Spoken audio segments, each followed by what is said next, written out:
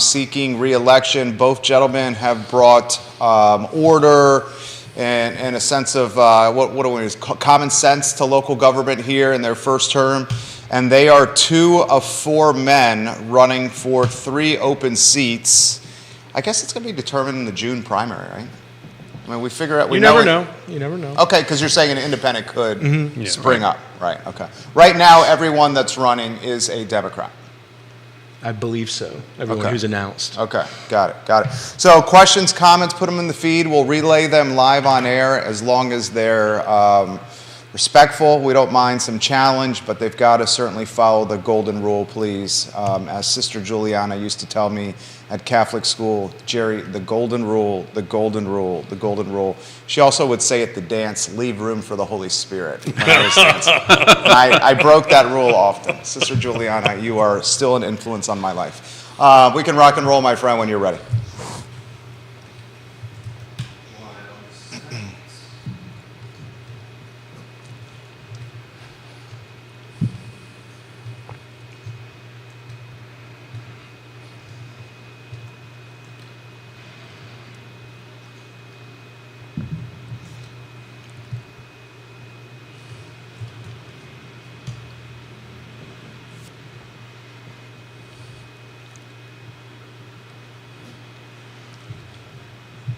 Good Friday morning, guys. My name is Jerry Miller, and welcome to Real Talk with Keith Smith. Thank you kindly for joining us on the I Love Seville Network, a show presented today by Yes Realty Partners. Find them online, yesrealtypartners.com. Today's program, I think, is going to be educational, enlightening, entertaining.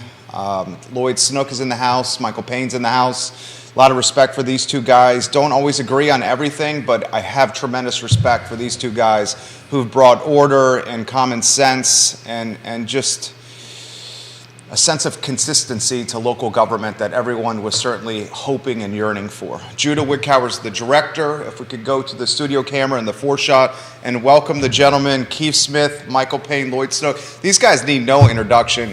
This guy, I know how he thinks here. I got to give him props on his haircut, or he's going to ask me, why didn't you give me props on your... You look sharp. Thank you very much. Haircut looks good. I was actually really disappointed. I walked in. Normally you say something, hey, nice haircut. You look great, Keith. I also trimmed the mustache because we're going to have a mustache conversation a little bit later on. The bet. The bet, because there's a bet going on that you 2 gentlemen should be aware of. We'll make you aware of it. But, thank you very much for doing this. Thank you for showing up. I know, as Lloyd said to me the other day, I'm doing a little bit less lawyering and a lot more politicking when we bumped into each other the other day. So I know your guys' schedules are super busy. So I know we got questions coming in, but I want to just kind of kick it off real quick. Tell us the state of Charlottesville, right? Let's give us a great quick pickup on where we're at with the state, the health of Charlottesville from a budgetary perspective, because you guys are just about to wrap that up before we get into the mustache and housing. Well, certainly almost as important as the mustache. Thank you. Is the city budget, and the way the process works, of course, is the city manager prepares the budget, gives it to us. At this point, it was about a month ago. And then we have a series of meetings and hearings, and we learn what people are talking about and thinking about. The time that we will actually do our heavy lifting is between today and April 6th, because on April 6th is when we are basically going to distill all of the various changes that people have suggested to us. And by the end of the meeting on April 6th, we will have a version that we expect to officially, we'll have the first reading of it on April 6th. We'll actually adopt it on April 11th. There might be a couple of tweaks between the 6th and the 11th, but that's pretty rare. So this week is really the time when we're going to be working hard on trying to balance these different requests. So we've been talking a lot on the show about, appraisals, assessments, increasing and all that. So when are the folks going to know how much they're paying? How much did their taxes go up? I think you wanted to add something there after Michael. Mayor Snook. Well, yeah. Well, to answer that question, assessment. I believe assessment data has already come out, and people have been notified. Yeah. There's an average increase this year of something around 15%, I want to say, and of course varying neighborhood by neighborhood. To just build off what Lloyd said in general, I think. The state of Charlottesville government is a lot of, I think hopefully government functioning a little bit better, but for a purpose. Stability, but for what?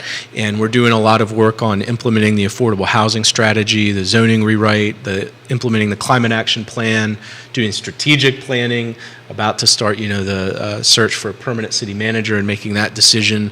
So it's a lot of things all at once, but a lot of important policy stuff. Collective bargaining is in there as well. So it's really been exciting to see us really making actual policy progress on a lot of things.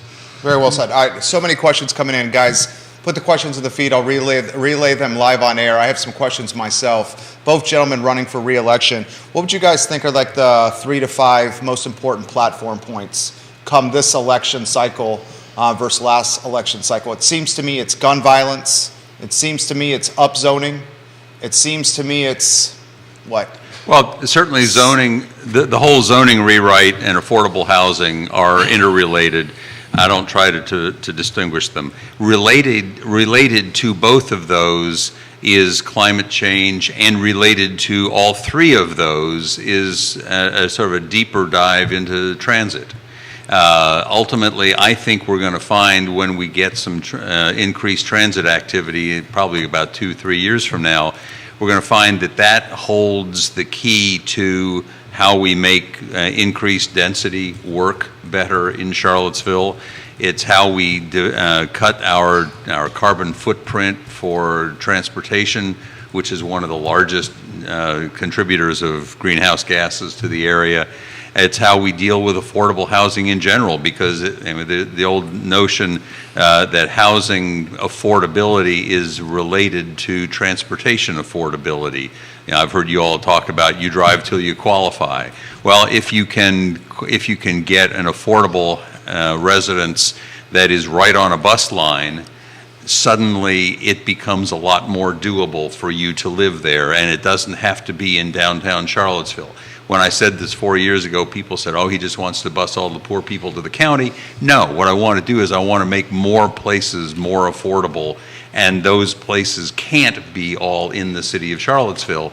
So those issues are all interrelated to me. What do you think, Michael Payne?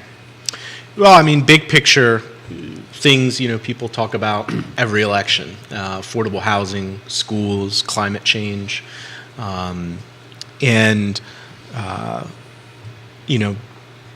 that's big picture, but when you drill down into some of the specific stuff we're working on, I think it's implementing the affordable housing strategy, a component of that, which is finishing our zoning rewrite and finishing in a way that has the most positive impact on affordability in housing.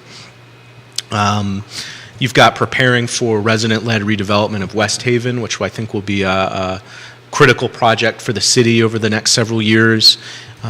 Implementing the climate action plan, of which there's several studies related to our natural gas utility, electrification of the city's vehicle fleet. You've got, as Lloyd mentioned, the regional transit vision and regional transit governance study, and figuring out how we're going to begin to implement those to strengthen our transportation system. And overall, I think figuring out how our city and our community recovers from the fallout of both the pandemic and inflation, which kind of goes through everything, employee salaries, teacher salaries, the cost of investments we've already made in infrastructure, and figuring that out. So I think those are some of the concrete things. And of course, public safety and gun violence has been much more of a topic this time than we were running the first time, because there's been a surge in gun violence. And I think there's a lot of things in that conversation, some of which I think are investments in neighborhoods, figuring out what opportunities there are to invest in youth mentorship, job opportunities, and thinking, bigger picture, what's going wrong in some of our neighborhoods that is leading to this surge in gun violence, and not settling for easy answers there. But there's no one easy answer or one policy solution, unfortunately, on that issue. And let me build on something that Michael touched on a couple times. One is the notion of implementation. Okay, we have started a lot of things in the last year, 2, 3. We have, and a large part of what we need to do is to start implementing some of these plans. We've got a climate action plan, needs to get implemented. We've got an affordable housing plan, it's got to get implemented. So that's an important part of it.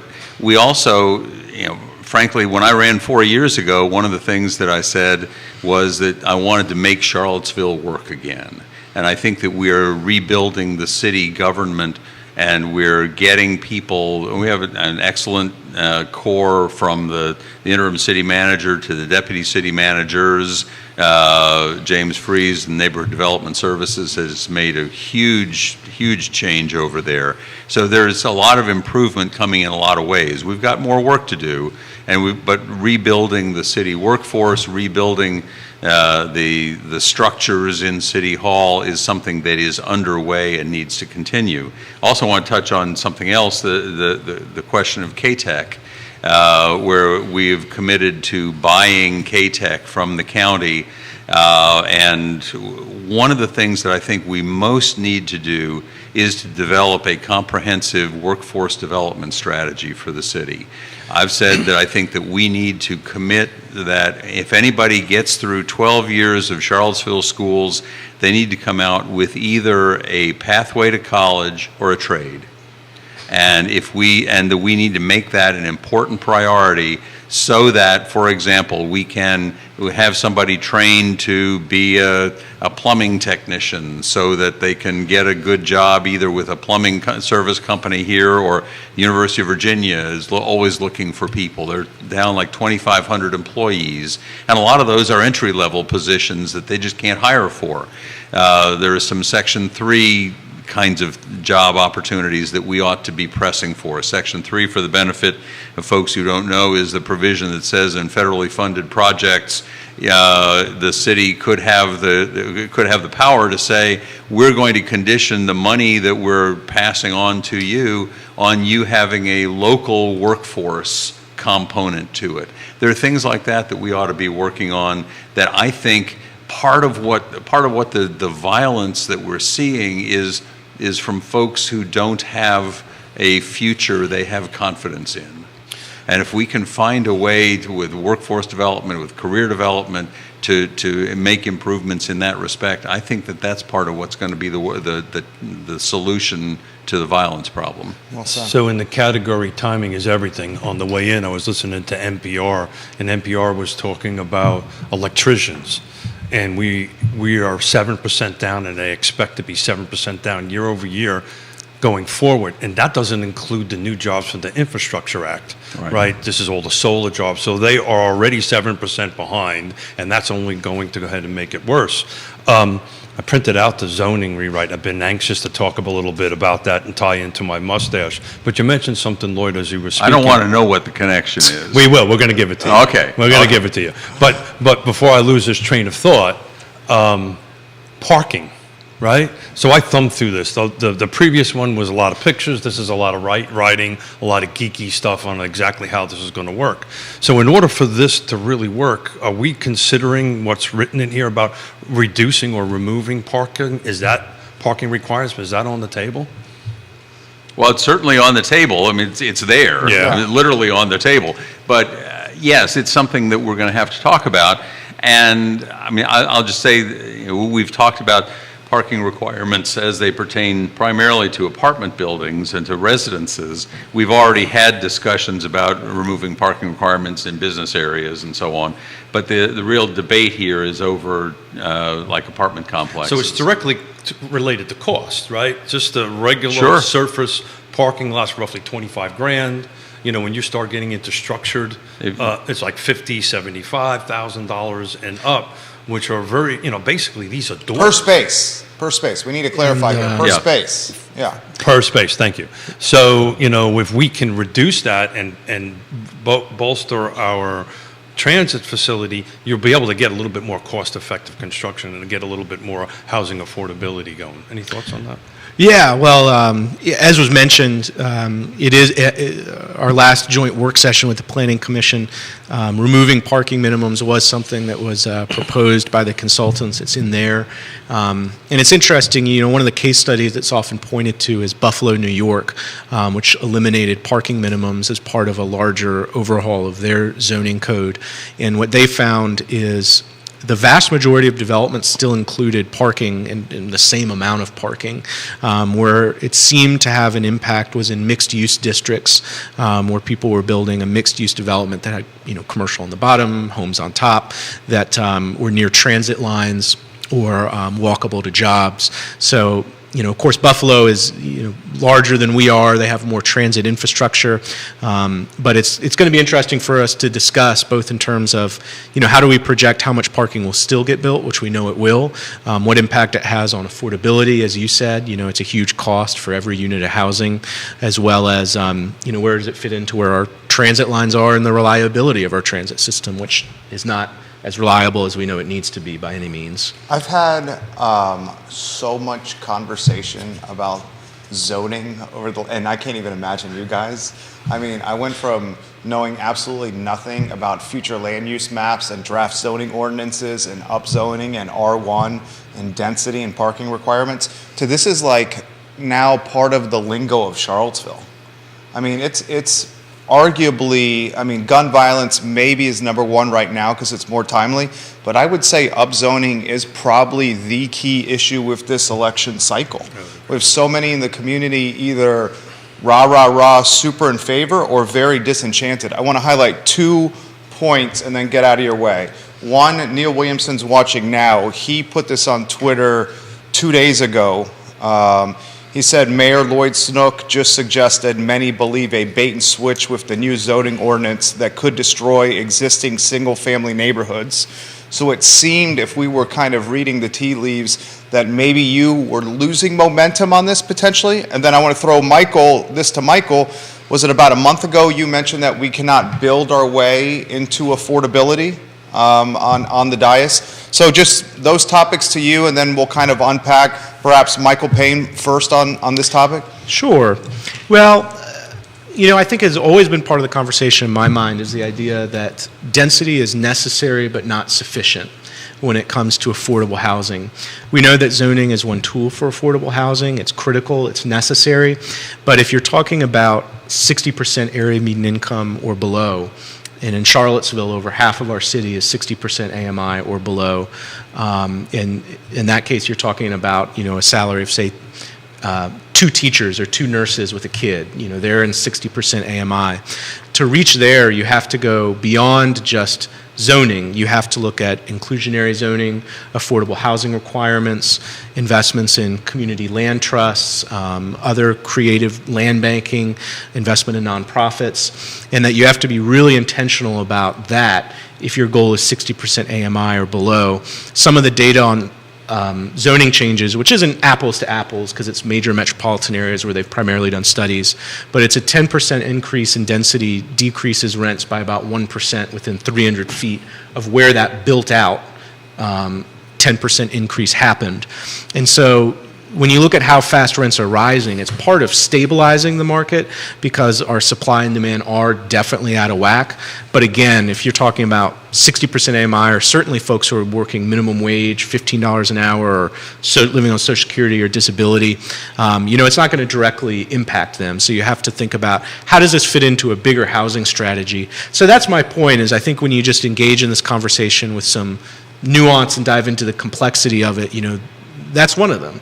And it's not an argument that as we grow as a city, density isn't necessary. It's just that we have to be intentional about going beyond that and implementing our housing strategy, which includes that discussion and analysis. What do you think, Mayor Snook on this? So let me address the specific comment that I made on Wednesday. I want to be real clear that I am still very much a fan of the missing middle, the townhouses, the duplexes, triplexes, and so on. The issue that I've got is with all of the attention being paid to the density bonus for affordable housing.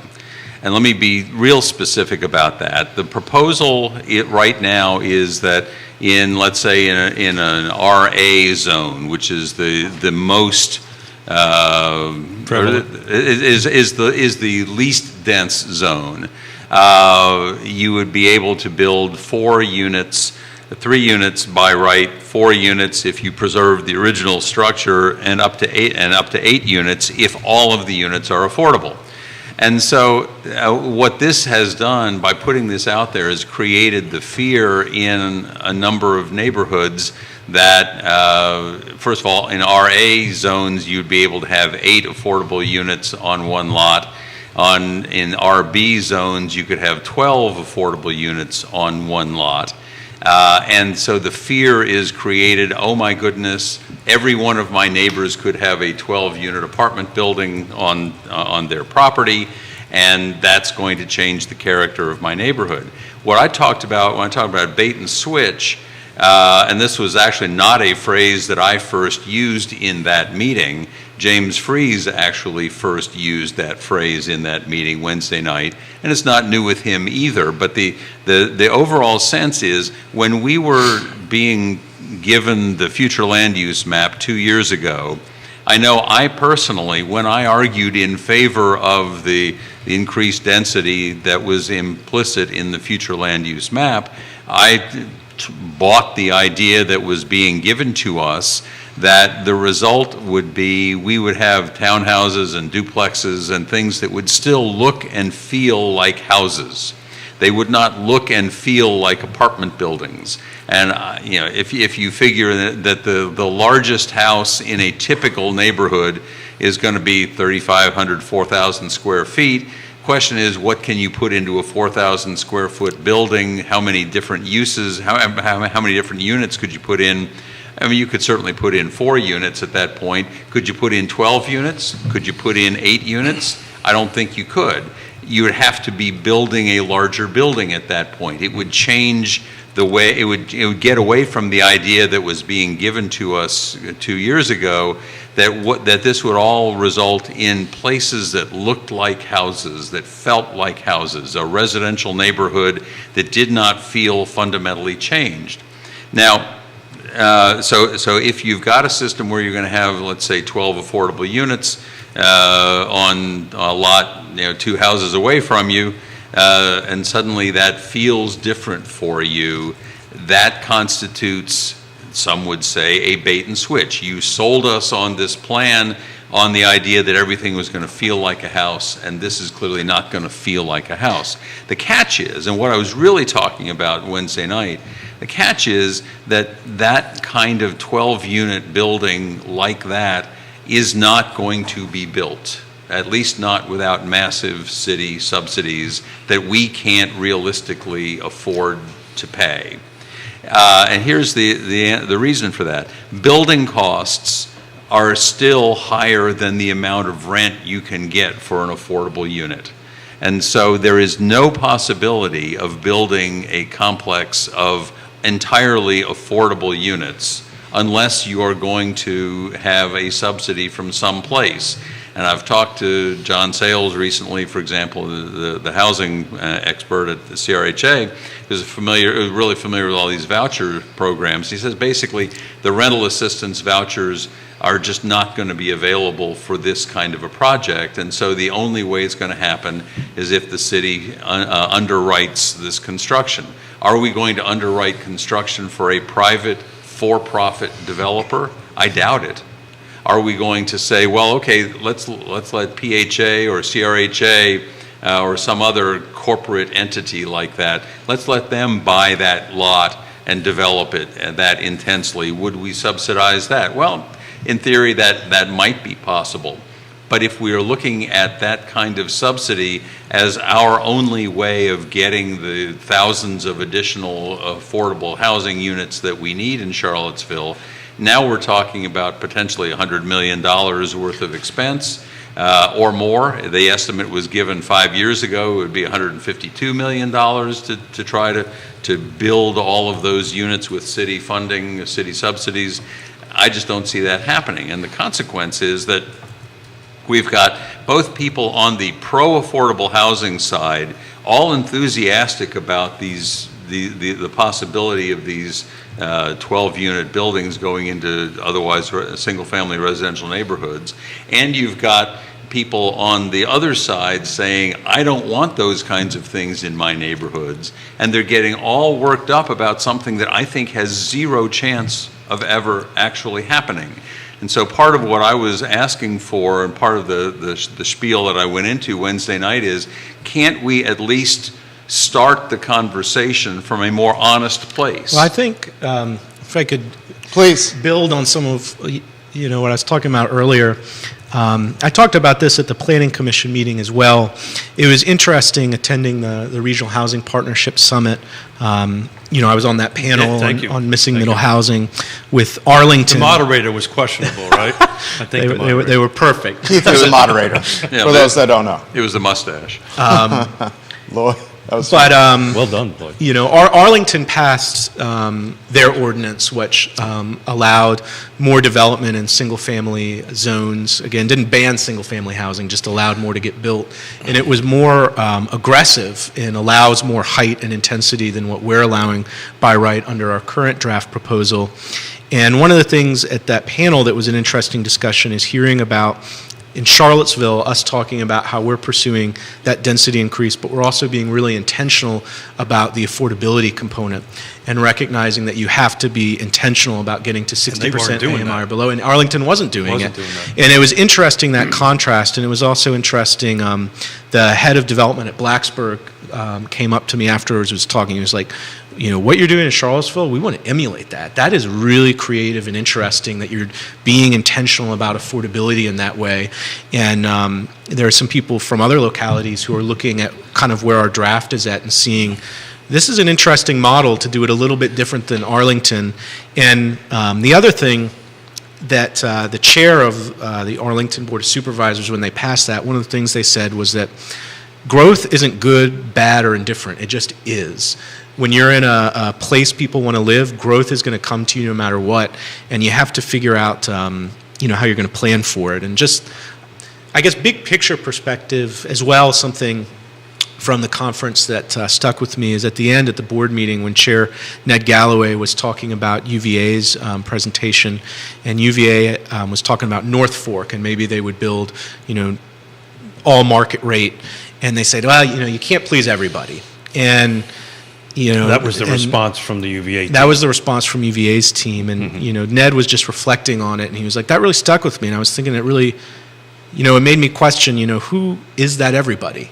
And in this case, it's nurses, teachers, So firefighters. I'm so glad you're going to say that. I'm going to interrupt you here for a second. So the land trust, as you know, I chair the land trust over here. We just closed our 23rd unit in Albemarle County. And as you were talking, to talk about who, the 65% AMI, that's who we serve for 23 homes. We've created $8 million worth of property for $625,000 worth of grant money from Albemarle County.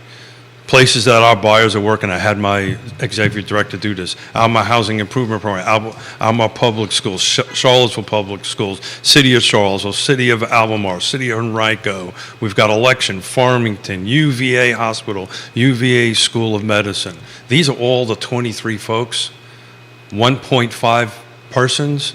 The median income's $49,000, to your point, which hits 65. 30% were male, 70% were female, and we generated $8 million worth of permanent affordable housing. And the only thing that we needed, we added another $400,000 to that of our own money, and the city of Albemarle, the county of Albemarle, kind of turned some red tape into green tape, letting us go ahead to do this. And to get into the weeds a little bit on the the affordability bonus that's in the current draft, is I do think that's really important in two areas. Is one, I think we have to keep in mind that as part of the zoning rewrite, we're eliminating the special use permit process largely, and a lot of the affordable housing developments that we've seen, where they came through the Charlottesville Affordable Housing Fund and got awards, was a project like Maca and Park Street, which wouldn't have been allowed under by right zoning and could only happen through a special use permit. And it was a little bit higher intensity than the surrounding neighborhood, but the thought was that the benefit of the affordability was worth it. It's something that is part of growth and change. But because we're going to eliminate under the current draft the special use permit, you need to have the ability for when nonprofits go through the Affordable Housing Fund and get an award, they need to have lots that they can build on. And they need to be able to both have it pencil out and be sufficient number of housing units to kind of meet need. And so I think it's critical to maintain some of that flexibility if we want to see affordable housing development. And I agree, we're never going to subsidize every theoretical case. It's just through our $10 million a year when they go through that process, will they have lots that they can build on? And I know, even if you talk about 8 units or so, and especially if they were buying multiple lots, you look at the construction at Friendship Court happening now, which is really nearing completion. In my mind, that really looks residential scale. It looks like townhomes. I live near the Sunrise Mobile Home Park that Habitat redeveloped. That's townhomes, single-family homes, the majority of which look like single-family homes in terms of scale massing. And there's a few buildings that are a little bit higher, apartment buildings, but they're almost at the same height and massing scale of larger single-family homes we have built. So I think there is a way to do it where it still really feels residential, human scale, and both in terms of height and massing is pretty similar. There'll be more people living there. There'll be people who are more likely to be renters, and there is some change there. But I think it's an important part of how we get to where we want to go, I think. So, thank you, Michael. So, Lloyd, this panel that I moderated, I asked one question, Michael answered it. Will this eliminate single-family zoning? No. So that is... Well, it will eliminate single-family zoning. It will not eliminate single-family uses. There you go. So explain that, because that's a misnomer, because when the article came But out... I don't think that's the root of what people care about here. Well, I think the root of what people care about is the change of neighborhood character. I think the root of what people care about is too much density, not enough infrastructure to match the density. I think the root of what people care about is transportation, traffic, parking, congestion. So I'm attempting to clarify a headline on the Wall Street. I think it was I think it was the Washington Post. Yeah. The Washington Post, that Arlington Arlington County eliminated single-family detached homes, and that's not the case. Not at all. And I just want to get that out there, because people do think that. So there's a portion of folks, you can still, once this gets adopted, right, you can still do a single-family detached home on a single detached lot. That is not being eliminated. Correct. All this is giving you is an opportunity to do more. Correct. Here's a question from someone who I believe both you guys have heard from, Benjamin Heller. Okay. When council approved the future land use map, members assured worried residents that it was mainly about gentle density and house-sized multifamily projects. Several members expressed reservations about aspects of it being very permissive, but ultimately said it was very easy to dial back in the zoning than to dial up. Since then, the Planning Commission has, if anything, pushed up to and beyond the future land use map and the draft zoning ordinance. The Commission and the Steering Committee are heavily weighted toward activists, so that does not surprise Benjamin. Here's his question. At what point will council reassert control over the draft zoning ordinance? Can you assure residents that the promises given during the future land use map debate will be honored?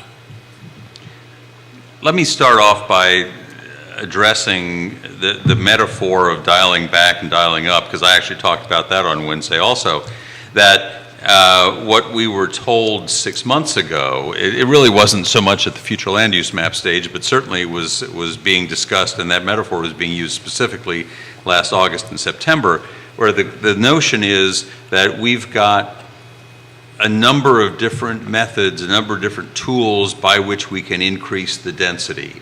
Lot coverage rules, like the height of the building, like the minimum lot sizes, things like that. We have a number of these different, and one of them, by the way, is the elimination of a parking requirement. So all of these different tools, and if you think about it the way you might think about a volume control on a board like deals with all these microphones here. You can turn one of them up to 3 and one of them up to 5 and maybe one of them up to 7, and the result might be that you get a different kind of picture or a different kind of sound coming out, depending on how you tweak those things. And the idea was, we're going to give you, they said, we're going to give you about 5 different tools, 5 different knobs that you can turn. And if you turn them all up to 5, maybe you get one result, and then you say, okay, well, we didn't like that one exactly, so we'll dial some back to 3, and maybe we don't get enough housing, so we turn something up to 7. But my sense of things is that I think, at least in some of these categories, they have started the knobs up at 10. And I would suggest that it is easier to dial something up than it is to dial it back. That people, first of all, people get a sort of a vested right in expectation that they're going to have certain rights and certain abilities, and if you dial back on those, they get upset, and sometimes they file lawsuits about it. That's number one. Number two, once a house goes in on a street that changes the character of the neighborhood, we can't undo that. We can't blow up the house and start all over again. So if we end up with something, I'll use an example. There's a house that was built, or construction began over on Booker Street, that is enormous by comparison to everything else on the street. And the only thing, I mean, it didn't, I don't think it actually ever got completed. I actually have some inside information on it, but I'll let you finish. Okay, that for various reasons, the thing, the structure got built, and I don't think it ever got completed, but it's like 2 or 3 times the size of any other house on the street, and people are saying, this is nuts, this is changing the nature of Booker Street. And so that's the kind of thing where we don't have the power to go in and blow it up, to return it to what it had been before. And once that kind of process has started, it changes the character of the neighborhood. So dialing back is not as easy as it might sound. It's almost more like a ratchet kind of effect than a true dial. And So that Booker Street property is very similar to the Drewberry Hotel, a little fine monument in the middle of downtown mall. We should get Michael's answer on this. At what point will council reassert control over the DZO, draft zoning ordinance? Well, Can you assure the residents that the promises given during the Flum debate will be honored? I'll say, as a statement of kind of principle in terms of this discussion, is I think all sides need to dial the temperature back a little bit. This is an extremely complex issue. There is uncertainty. A lot of these are very technical questions, and you can't think or make good decisions in an environment of fear and accusations. And I think on all sides, we've just kind of got to dial the temperature down and think about, in terms of, in my mind, in terms of affordability, how do we get to the best outcome that will advance that? And it's not easy. There's uncertainty.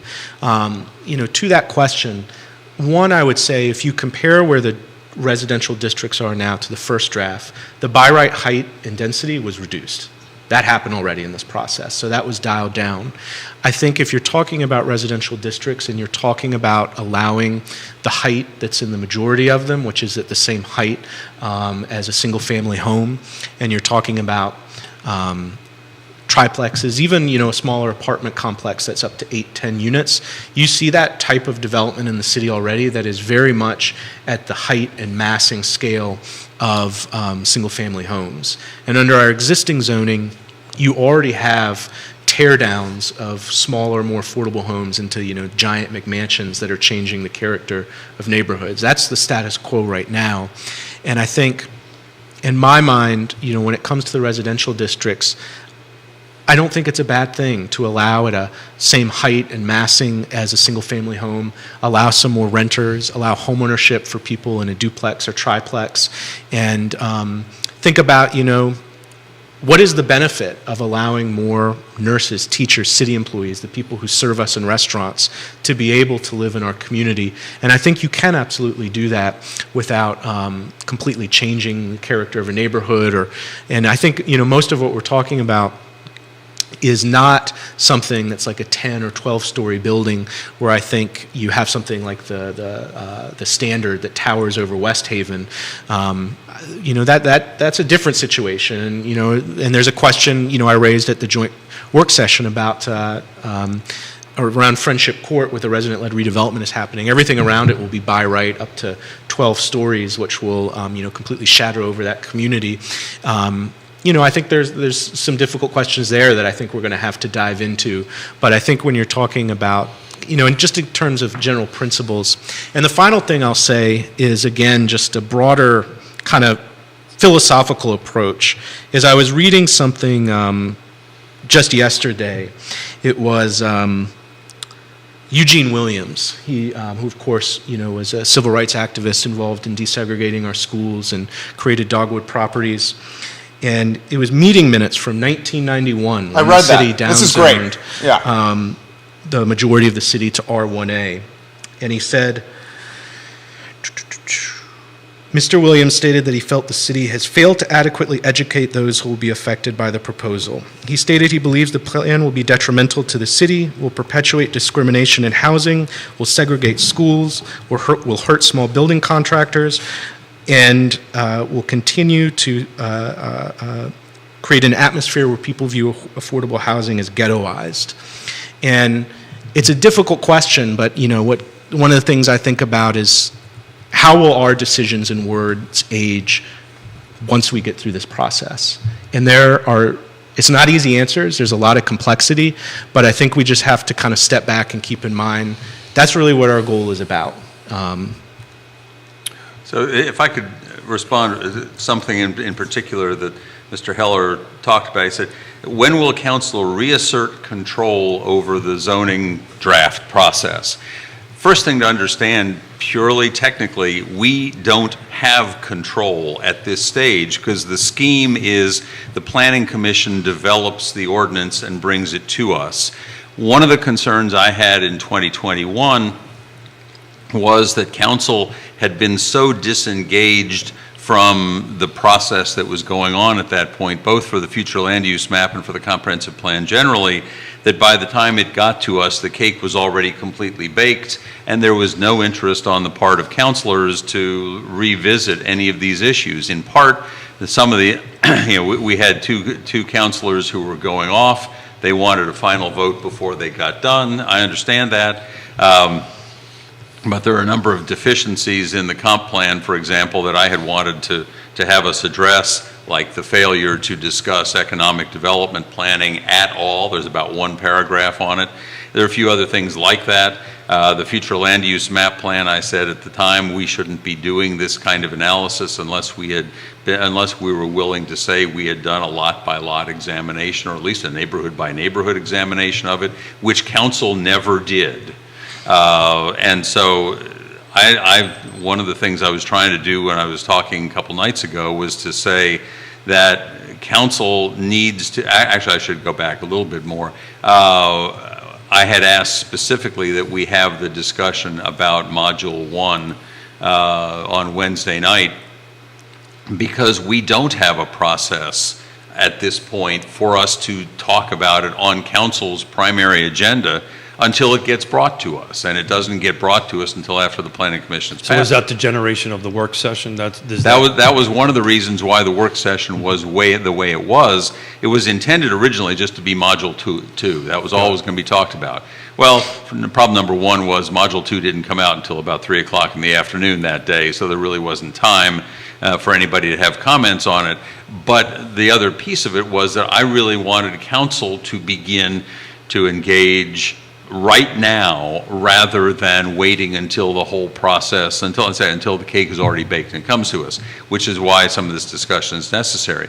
I think that what we're seeing is, as we look at the overall scope of what this zoning rewrite is going to do, the basic change to allow up to 3 units or up to 4 units on an RA parcel extended citywide would allow for the townhomes and the duplexes and the triplexes and quadplexes perhaps to be spread citywide, and that basically takes us from 10,000. I mean, right now we've got 10,000 lots, basically 10,155 lots that are zoned for single family only, and suddenly now we've got 10,155 lots that are zoned for up to 3 or 4. So that would already be a huge change by itself. If you want to add in a couple of extra units in RB and RC, that's fine. And most of the growth in our housing stock is not going to come from duplexes and townhouses. The analysis, well, I should say, let me back up. Most of the lots that would be changed into townhouses or duplexes. There you go. But most of the units per se are likely to come from more development in the corridors and the CX design, and NX and all these other kinds of zones, not RA, RB, RC. And yeah, I just think in the residential, lower intensity residential zones, I think it's important to just allow affordable housing development there, and to, again, try to really be intentional in recognizing, what does it look like to be creative in allowing a community land trust or Habitat or PHA to really create homeownership opportunities? And I agree with you, none of those are going to be, your 8-story, massive building. And it's very much, in terms of the process, it's very much, a document that is draft, not finished. I know I'm sure we'll have more work sessions. I hope we have as many as we can, to be honest, because there's a lot. And in fact, at our last work session, it was like 20 minutes before the meeting that Module 2 was even released, so we haven't really had a chance to even discuss that in detail. But I think there's still a lot more to do on council, city, consultant ends in terms of specific lots. Some of the things, I'm considering is, are there areas we're missing, and I use this as an example that I think is just really kind of hits at it. Or there an area like the mobile home park off Franklin, where you have a high percentage of lower income renters that you're going to change to medium or high intensity zoning designation, and will that create a much higher risk that someone buys the property, evicts all those residents, and then builds new housing for young professionals? That's going to happen. But I think it very much depends. Parcel by parcel question, and it depends how we structure what was defined as sensitive communities in there. But it is, if we don't take a lot of care, there's a risk in those areas. As well as, it's interesting, the majority of our discussion from the public and among council so far has primarily been, and understandably, about residential, and we really haven't even discussed the commercial corridors and the mixed-use corridors in any detail, which I actually think is where the biggest changes actually are, not residential. Those are the areas where a lot of them will all of a sudden be double the height or more. And I have a lot of questions about, part of Module 2 is about scaling setbacks. I've read through the affordability part of Module 2, but not that in detail, as well as getting a sense of what actual incentives are there to get actual mixed use in those corridors, or are we just going to see extremely large Class A office space? And I also think there are some questions on specific parcels. There are questions of infrastructure. For example, the intersection of Meade and East High, near where Jack and Jill is, that weird stoplight thing. The current draft zoning designation is for a by right up to 10 units all along there, and then that existing infrastructure, it's out of whack. And there's the legitimate argument that investment in terms of building something usually comes before infrastructure build out in cities across the country. So it's not an argument that you can't build anything until every possible infrastructure question is answered. But in an area like that, you do need to wonder, how much does that make sense, especially when we don't have a clear timeline for when smart scale would get to that corridor, or the fact that that is all currently single-family zoning surrounding 10 stories by right. I think there are, to me, some of the biggest questions there are in those mixed-use commercial corridors, actually, which we haven't really even dived into. And if I could touch on one other thing that Mr. Heller raised, that is one of the things that is clear to me as somebody who is just trying. The planning commissioners have already spent a lot of time kind of getting obsessive about details, and I have not. Well, that's what they're supposed to do. That's what they're supposed to. That's absolutely.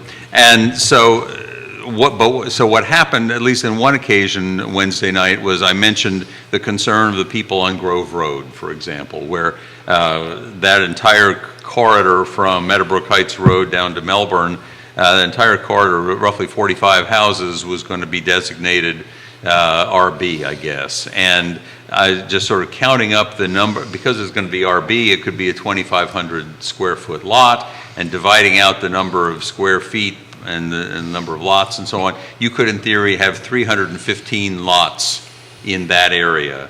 And each one of which would have some rights for development, and each one of which, in theory, could have its own apartment building and so on. Well, clearly, that's a ridiculous outcome. That would not happen. But part of the problem is that if you're trying to do a plan that assumes that everybody is going to be as responsible as Michael and I would be, that's not good law. That's not good zoning practice. But when we started talking about that, the planning commissioners who had gotten into the weeds with it could say, well, no, that's actually not going to happen, because you've got to have a 40-foot wide parcel here, here, here, and here. No, you couldn't divide it that much. You might be able to get double, perhaps even in some cases 3 units, 3 lots created, but that's it. Well, there are 2 points to that. One is that I freely admit that I haven't spent as much time as everybody else on Planning Commission has with these details.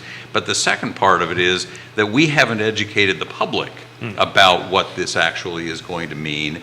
And so we've got this situation where everybody, as I said before, on one side of the equation, everybody is all enthusiastic about, oh, we're going to be able to do all these wonderful things.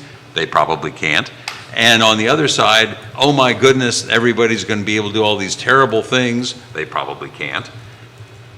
And we're not educating them or us so that we can all make an intelligent set of decisions. I think that's 100% what's happened. And it's what Michael has said, that there's fear percolating in the community, and fear's got people not thinking rationally. And that's why he said he wants everyone to just take a stand back and be patient and let this play out. But if you could change anything or one thing in this upzoning process, what would it be? Would it be the communication? Oh. Would it be the messaging? If you could do this all over again? Because I feel like, and this was not you guys, okay? This was just the process in general. The messaging was extremely convoluted. I guess I would say, certainly communication is one thing. I don't necessarily want to be trying to cast blame. You're not trying to throw shade. I get that. I get that. And part of it is, again, the process.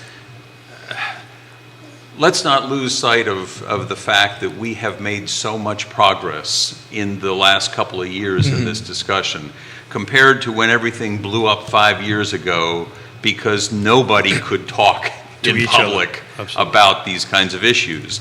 We've made a lot of progress. And yes, there are things that are concerning, and yes, there are things that we need to educate the public about better as we educate ourselves better.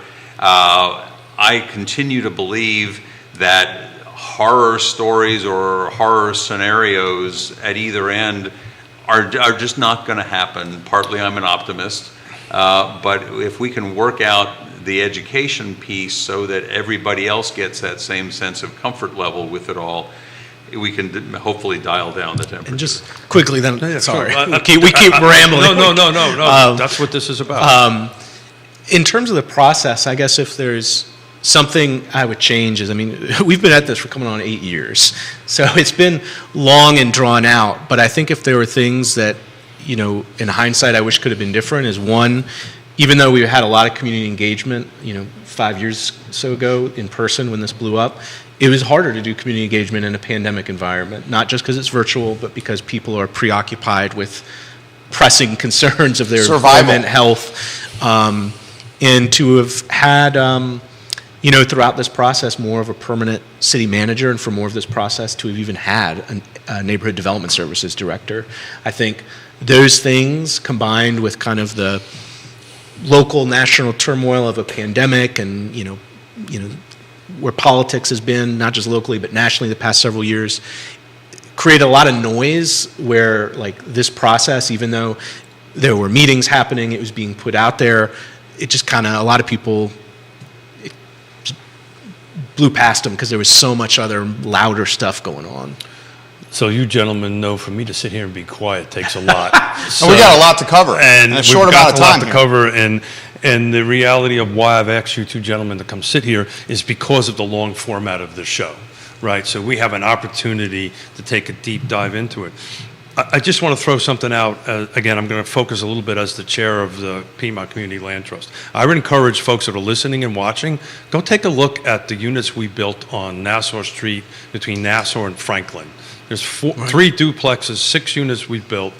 Back to your point about process, it took me about a year and a half to get that thing to the point that we could build it and get money from your jurisdictions to go ahead and do it. So we went ahead and built 6 units, true net zero. These folks are not paying any electric bills or heating bills. We only received $60,000 per lot to go ahead and do that. That $60,000 will continue to give forever. We just had our first resales of that, where folks are walking away with $50,000, $60,000 of money that they never had before and walking up the ladder. But those homes will be permanently affordable. If you want to know what it's going to look like, just drive by those lots and take a look at it. So much in 18 minutes left. I'm going to try to pick up the tempo with some questions that folks are asking here. We've been covering on the talk show the CRHA news, 74 units, Dogwood Properties. They voted on Monday. I believe you were there. Yes, I'm on the CRHA Yeah, board. he's there. He's on the board. Monday, you guys voted to purchase $10 million, the deal. You need 5 from CIP, Capital Improvement Program. That's on the agenda for Monday. The remaining 5 from a donor, NBC 29 reports them as anonymous. We get a little insight. We know that's Riverbend Development. So Riverbend Development is offering a $5 million zero-interest loan to CRHA to help purchase Dogwood Properties. Eugene Williams started this company. Keith Woodard bought this company from Eugene Williams, little research in 2007. Guys, walk me through this here. So this is how the layman sees it, and I'll throw it to you. The layman sees it as a well-capitalized developer, and Keith Woodard is getting $10 million. The assessment on this was $960,000. Keith Woodard is openly... What do you mean, the assessment on what? The value of this portfolio is $960,000. No way. Oh, excuse me. $9,600,000. $9,600,000 is the value. There's a $400,000 delta with what CRHA has offered, the $10 million, and the assessed value of the entire portfolio, which is $9,600,000. That's right. I was told the assessed value was like 13 million. That's my understanding. Is it 13? That's Okay. So are we talking assessed value or appraised value? Two different animals. I was told assessed. I don't know. Well, I mean, I was told. that's So we easy should enough get to some look. clarity on this. I was told it was $9,600,000. That's beyond the point. Here's how the communities look at it, and I'll get out of your way here. That Woodard, who needs maybe some zoning flexibility with Cherry Avenue and the Kim's Market property, has got a deal that he's doing with CRHA, 74 properties. Okay, Riverbend Development is a for-profit developer that's doing a $5 million no-interest loan here. Folks are wondering if this is a little scratch our back, we get our back scratched later on some other projects. I could tell you for a fact Okay. that's not the case. Okay, please. But in brief, the idea is Anthony Woodard, Keith Woodard's son, has taken over. I think they're assessing kind of the future of their portfolio, as well as the fact that next month there's going to be interest rate or refinancing related to interest rates they're going to need to deal with. Yeah. And I think if you look at what those properties would sell for on the market, I think it's substantially higher than $10 million. Would agree with And CRHA's idea was they saw this as an opportunity, given that they're thinking about selling this portfolio, which would convert it all to market rate, if just sold on the market, where these are been kept affordable. CRHA will, 1, be able to preserve affordability in perpetuity. 2, they'll have gotten a pretty good deal on a portfolio that, thinking mid to long term, they're going to have an opportunity to, over time, build more units on and be part of a bigger picture redevelopment plan.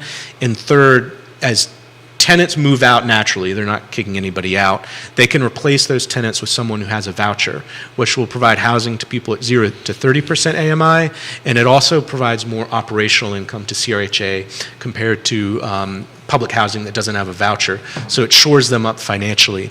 That's kind of the big picture idea.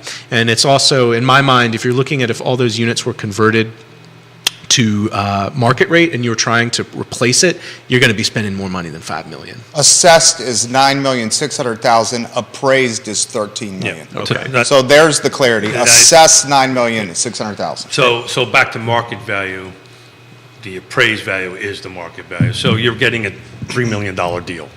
Well, on the city's end, Well, I was speaking to you as a board member. Yeah. Well, CRHA is getting a great deal Yeah, considering yeah. $5 million is no interest loan here. So I'm going to throw something out here. or did you have anything? Well, I'm just going to say, I think that we also, implicit in your question is that nobody does anything altruistically. That's my point. And that's I what don't- the and I- average person thinks. Okay, and I think that we have to understand at least a little something about, I mean, I don't know the folks at Riverbend, I know Keith somewhat. Riverbend's corn capsules, for right. those that don't know. Right. Yeah. And I don't know that I've ever met the man, but my sense of Keith Woodard is, okay, he's got an investment of X number of dollars. He's going to end up with a profit for all of this. He's getting out of the business that his son doesn't want to continue in. They're at a point where they've got to make some decisions that would significantly increase their cost of capital. They don't want to have to do that. This is a time to get out. The question is, do they want to sell everything unit by unit to somebody for $13 million to maximize the benefit? Or do they want to get a package deal? And the package deal to the city, number one, gets them out of the portfolio with some profit, perhaps not as much as they could otherwise, but a profit. Number two, it allows them to do good work in the community, which I personally believe is important to the Woodards. I think so too. I agree with that. And it's just it's a classic win-win, and in a win-win, that necessarily means that somebody isn't taking the last dollar off the table. So I can tell you, Anthony walked up to me after our missing middle thing, and you're pretty much spot on. But then there's a third component also too. There's also a tax advantage of kind of doing it this Yeah. way, which is just good business from that end of it. Look, we're talking about rental units, and I've got to keep my land trust hat on because that's what I'm supposed to do, at least before they kick me off the board as the chairperson on it. We're talking rental. What are we doing for the ownership component in this? What are we going to help the ownership end of it? Because rental's great, but ownership actually builds wealth. This is a real estate show after all. So what do we got in this plan? What do we got coming up to help those folks? Well, in CRHA, Because I'm looking at it, there's nothing to buy under $350,000. right. By the way. And CRHA, as part of their long-term plans, and potentially with that portfolio, is looking at a few rent-to-own opportunities. But to your point, the vast majority will be rentals. That would just be a little adjustment for them. So I'm asking the question of the council. What are we going to do to help the ownership component? We seem to be talking a lot about rentals. Is there any plan or any thoughts on that? Maybe I'm making a plug for a little bit of money here. No, Live. I think we definitely are within our affordable housing strategy. It calls for a specific percentage of that $10 million a year to be spent on homeownership opportunities, and so I think we're going to hopefully, when we are fully implementing the housing strategy and we're firing on all cylinders in implementation, we'll see the investments match that goal, and I think it will primarily happen with investments in nonprofits who operate in that space. Obviously, Habitat's a big one, but I think there's a huge opportunity, to your point, and I'm not just saying this because you're on the board, but if you look at national models for homeownership, if you can combine a land bank that can begin to acquire land in a city and pair it with a community land trust to build housing, you can make a transformative impact to provide permanent homeownership opportunities that will pass wealth down for multiple generations. And I think that's where we need to get as a city. I'm is glad doing you that. brought up land bank because, as you know, Maggie Walker Land Trust in Richmond is the land bank for Richmond and Henrico, and I believe now Chesterfield counties on that end of it. So hopefully that's the path you guys take because that's the best way to hit permanent affordability. One of the things that I want to highlight and give Councilor Payne an opportunity to offer perspective, one of the things I most agree on that you campaign and politic and platform for is the pilot program with UVA I think it's courageous, the right thing. I hope you do it more. This is a comment that's come in here. I'm going to read it verbatim here. UVA is at once again the engine of growth for this area. 2.1 billion of city property it doesn't pay taxes on. Seville would not be what it is without UVA, but neither would New Haven without Yale, and Yale pays $12 million a year in a pilot program. Mr. Payne has called for UVA to make pilot payments. Mr. Snook, when asked about UVA's impact, has not offered some perspective on the pilot payments. So the viewer would like to know, where do you stand on this? And then the viewer would like to know for you, how can we keep the momentum going with pilot payments? Do you want to go first on pilot and UVA? That's fine. The fact is that state law specifically says that we have no power to talk about pilot payments from state entities. And so unless either the state law changes or UVA decides voluntarily that they want to start making payments to us of millions of dollars a year that we have no power to compel, there's nothing really we can talk about. I would love to have the authority that many other states do, but we don't have that authority. I think Mr. Payne is using his influence to potentially rally the populace to put some pressure on UVA. I don't want to speak for you, but I believe that's what you're trying to do here. Yeah, I guess I'd look at it in a different way. I mean, I get, some people think it's just tilting at windmills because it's true. We don't have the legal authority to pass any resolution or ordinance to force UVA to enter into a pilot or payment in lieu of taxes program. But if you look at case studies of almost everywhere it's happened in the country, it didn't happen because the locality required it. Almost none of them can, except for I think maybe in Connecticut where their state legislature changed state law. But it happened because there was community organizing from Pressure from the alumni, populace. donors in the community to not force them, but make them feel like this is something they need to enter into voluntarily. And that's how it's happened, is voluntarily across the country. And I think that if it's ever going to happen in Charlottesville, and I'm actually cautiously optimistic, I think if we're thinking 10, 15 years from now, I think we will get there to some extent. That's what it will take. And UVA is, yes, it's a state entity, but around 10% of their $2 billion annual operating budget comes from the state. The rest isn't. Yeah. So the rest of that can be used. And they also have a $14.5 billion endowment. Yes, most of that is restricted for specific purposes, but there's an unrestricted account that totals $2 billion, a portion of which in their strategic planning is said to be used for community partnerships and community benefit. That's a pool of money because if you're looking at their tax liability in the city, you've got about $1.6 billion of assessed properties just in city limits. They would pay about $15 million a year if they paid the same rate as everyone else. If they're even paying just a portion of that, $8 or $10 million a year, it's feasible for them. And I think when you look at the fact that they're tax exempt, they continue to buy property, the three-party agreement which was entered into Then they move it over to years then ago. they move it over to the foundation. They're moving properties back and forth, as you well know. Right, and we have no clarity in terms of the Yeah. three-party agreement. When they make those transfers, and the final point is they've made their commitment to affordable housing, which is important, and they are donating land, which is of real value, but they've said they're not planning to make any financial commitment, and the problem for us is if it's going to be affordable housing, they're going to need to partner with a nonprofit who will need low-income housing tax credits. For that to be successful, they're going to need city money. We don't have $3, $4, $5 million just lying around. It's going to have to mean we're going to have to put off an already existing affordable housing project in the pipeline if we're expected to pay for it. So what you're doing is working. Believe it or not, it is working because we've seen that in the Regional Housing Partnership with UVA's presentation. They maybe didn't actually use the words, but if you're watching body language and watching the questions from the room, they were getting it. And I think they're now realizing, guess what? They got to come to you to get a rezoning done because they moved it from UVA to the foundation, which means they need to sit in front of you. So a little bit of politicking and pressure on them, I can't promise it, but I think their wheels are turning because if they can't get that project rezoned, and the only way it's going to get rezoned is they're going to have to kick in some, not money to you guys, but money for infrastructure. They're going to have to bring something to the table other than land. And I think those light bulbs went on. I don't know, Lloyd, if you saw that also. Well, and let me just say, I am delighted to have Michael raising the issue. He's doing a good job. There is nothing negative about that. The problem that I have is when people come to me and they say, Force them. force them to, or don't do this because you Right. should have the university fix that problem instead.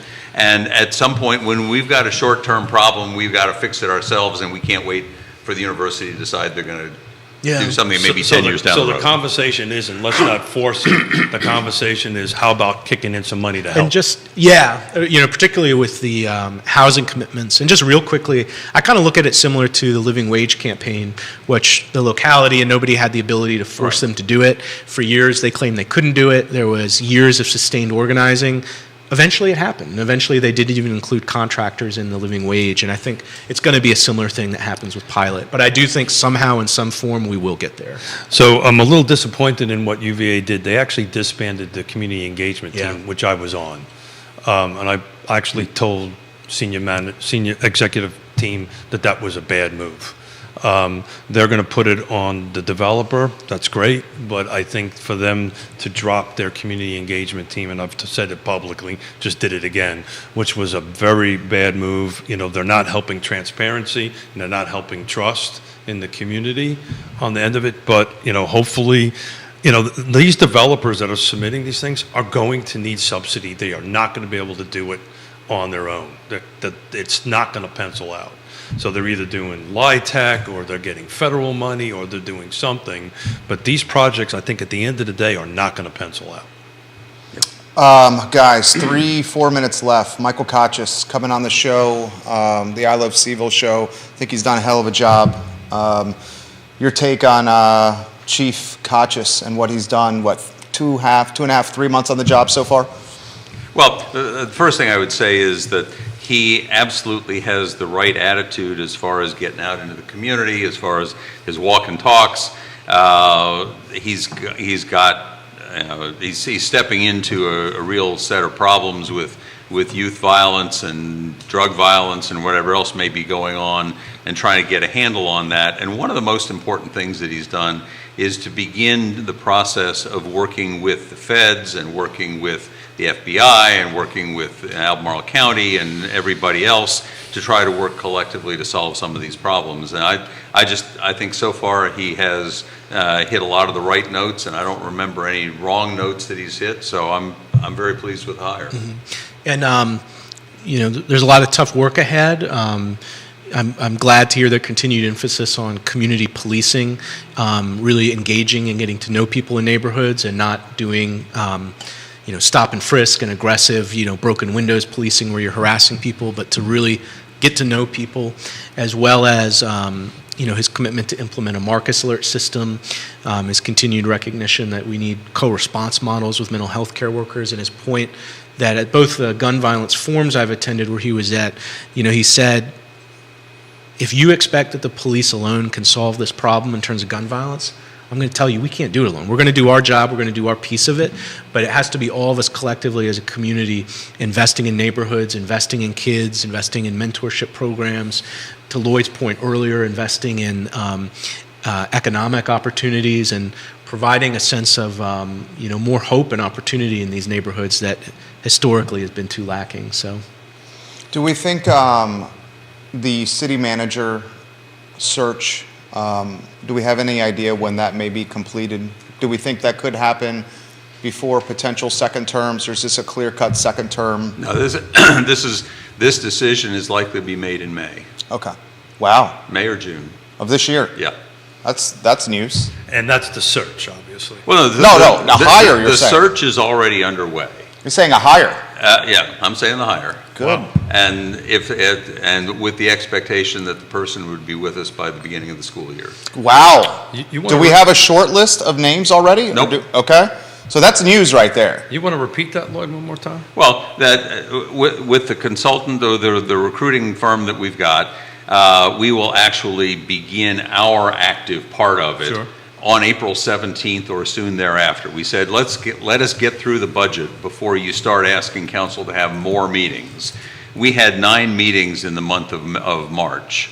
I calculated that in the month of March, I will have spent 70 hours on council business other than the meetings themselves. Oof. So this is the wrong time to expect us to do anything. but be ready. Well, I was just thinking that you've got a zoning rewrite that you're trying to get done by June 19th. We got the budget, we got the zoning rewrite, we've got all these other issues coming at us full steam. Now I understand you're not doing much lawyering. Well, he's still working hard. I see it every day. I'm a lot of that gets done at 2 o'clock in the morning. Yeah. There you go. So, but my point is that it's going to start in terms of our interviewing candidates probably in the month of May. That we're expecting that they will bring us candidates by mid-May that we will interview. We will hopefully make a decision soon thereafter, whether it's the end of May or early June. But when I was talking with the consultants, I was saying, listen, I've got a trip that I've got planned to go to a wedding of the son of an old friend out in California for the last week in May. Is that going to be a problem? He said, no, your part will be done before then. Good. Your interviews will be done. So by the end of the summer, we will have a new manager. That's the expectation. And then Michael Rogers works alongside the new city manager with transitioning?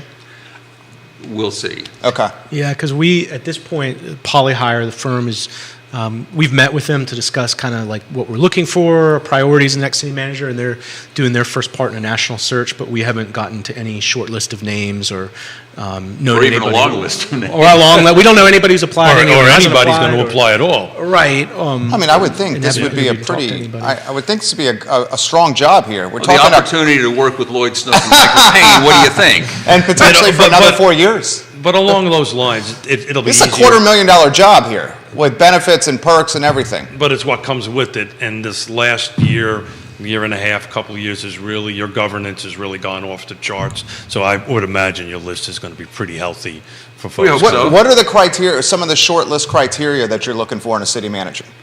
Be able to walk on water? Take a few loaves and some fishes and feed the hundreds? That's right. Okay. Anything, did you suggest diversity, equity, inclusion, anything along those lines? Were think- you looking for experience? I mean, what, I think, Certainly experience, yeah. yeah, I mean, there's no one thing, but I think someone who is able to come into a community that has a ton of community engagement, where you're going to be under the spotlight. A lot of localities aren't like that. Yeah. As well as someone who is willing to be creative in terms of looking at affordable housing, economic development, in a way that is maybe not the norm for every single locality, with a real focus on, what can we do in terms of community wealth building, and including more people in the growth and wealth of Charlottesville. So let's get out there let's talk real quickly about the process. We're over time a little bit here, but is this going to be transparent, right? Or the last time that was, the behind the doors decision. So what is the public going to know about this, and when are they going to know about it? and a follow-up to that is Michael Rogers a candidate? Michael Rogers has done a Well, hell of a job. I think we don't have a list yet of anybody. Well, We don't know. Okay, can he be in the mix? He can be, absolutely. Would he, you guys have got a chance to know him, would he want to be a permanent city manager, or does he like to be a consultant city manager? I can't speak for him. Okay, Haven't okay. talked to him about Yeah, But he the could way be in the this mix. process works, it's very blind to the council.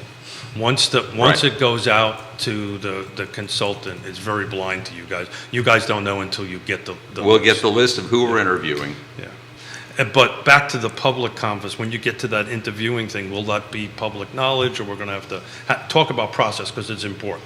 Well, I can say two things. First of all, that one of the things that Polyhire has been doing or will be doing is like focus groups, including people from the community.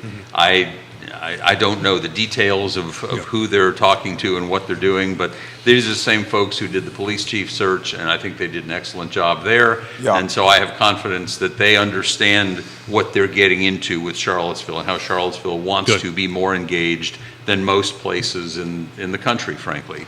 I expect that we will, perhaps similar to the process with the police chief, have some kind of a process at the end where one or two finalists, however many we sort of get down to, might be available for the same kind of interview session that we had when we did our police chief choice. I frankly don't remember whether we ever made a decision about that Do you recall? I remember we discussed a No, number of well, options, but- and one of the considerations there they brought up is, do you want to have public interviews where it's just one person at a time rather than a panel? So, Yeah. the details aren't settled, but there's certainly But there been a will be some commitment. public engagement in this They, process? the public will know. Because it doesn't have to be, right? Doesn't have to be, that's Yeah. right. We do it blind. We don't want to. And one of the reasons why, and we said when we did the last couple of choices where we were frankly working under the gun, we had to do something right away. We didn't have Sure. time for a public engagement process, that we would offer a public engagement process. And one of the pieces of that is going to be that the public will have a chance to know and to hear from and to comment on before the decision is made on the last couple of finalists, whether it's two or three, I'm not sure. But So end of summer, we'll have a new city manager, and it is not going to be blind. There will be some open to the public Yep. process. Good, thank you. Why don't we close with this, guys? Re-election. Why should folks vote for you guys?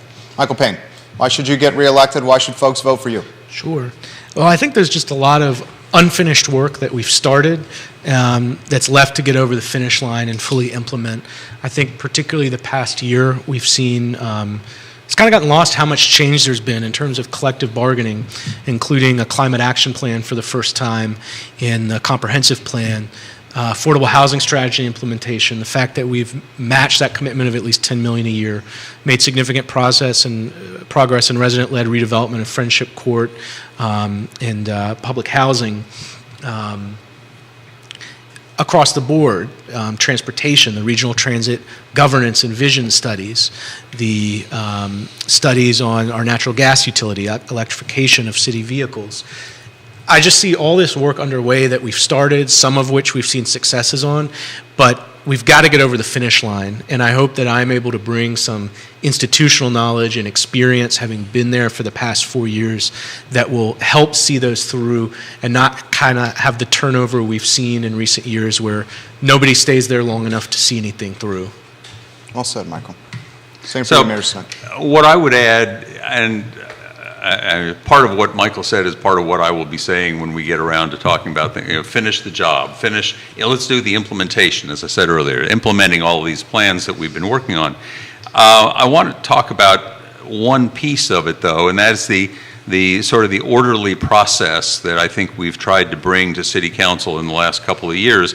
When I was at Seville, had their movers and shakers in Charlottesville. They had a picture of me, and it was a very short little blurb. It said, Lloyd Snook, 4 words, shorter city council meetings. Now, the shorter isn't the important part, but the important part is that we are able to communicate with one another. We are able to talk with one another. We are able to figure things out before we get into the meetings so that we're not having to just kind of ramble on expressing our thoughts. Before every meeting, I will have talked to basically every counselor on the side to say, what issues do you have? What can we work out? And get that to work. So that's been an important part of the process and bringing order to all of the things. As individually, one of the things that I've tried to do, of course, I'm a lawyer by training, sort of get into the weeds with the collective bargaining ordinance, get into the weeds with the PCOB ordinance. We have adopted the most comprehensive, potentially most comprehensive PCOB ordinance in the state. We've still got to implement it. We've got, that's a new challenge. We've basically appointed a almost wholly new PCOB just in the last month or two, that as they begin to get their feet under them, I'm hoping that will work out well. So these are things, climate action plan I want to touch on just briefly, because last night I got to say for the first time that we're actually going to do something I campaigned on 4 years ago. We're going to put LED streetlights out there. We're going to have that pay for itself in 4 years. That's how fast that payoff is going to be, and it's something I pushed for 4 years ago. We're finally going to get some of these things done. That's the piece of let's implement the plans we've been making that is really driving my campaign. Guys, you guys are appreciated. We really appreciate you. I mean, they spent 90 minutes with us today, answering questions. So I'm going to keep it short because we're beyond time. I just wanted to personally say thank you for joining us here. Thank you for accepting my invite. It's always out there. We're going to do this again as we go through. This is good stuff. And let's see if April 10th, the zoning administration review comes. That's going to be the big heavy lift on that, how these projects are actually, to your implementation perspective, how they actually going to get implemented. The over-under on his mustache bet is June 19th.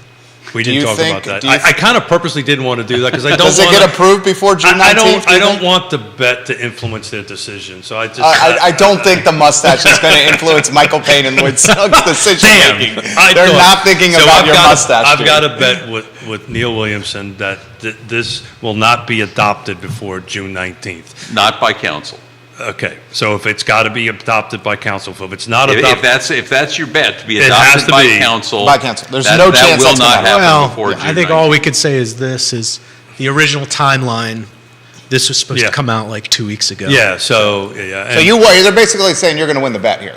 That's what You they're saying.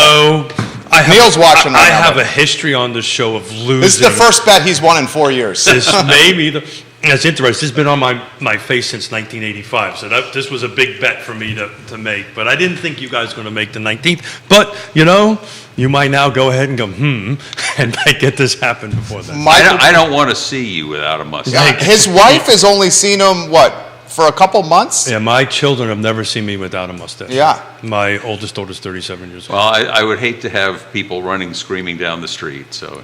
Lloyd, I've been waiting for you to zing me, and it took 42, 90 minutes. 90 minutes 90 minutes. to get there. Thank you, Lloyd. Viewers and listeners, you're probably looking at two men here that are going to be on another term on council here. You got 4 guys, 3 spots. These 2, I would say, certainly front runners to win spots on council next year. Institutional memory Yeah, matters. yeah, they know There's what's up here. No guarantees. Take No nothing for guarantees. granted. That's right. For sure, no guarantees. Judah Primary is Wickeller. June 20th. June 20th is the Democratic primary. We'll know to Michael's point, an independent could still get in the race. So I gotta So make sure we'll know that's about the correct. mustache and.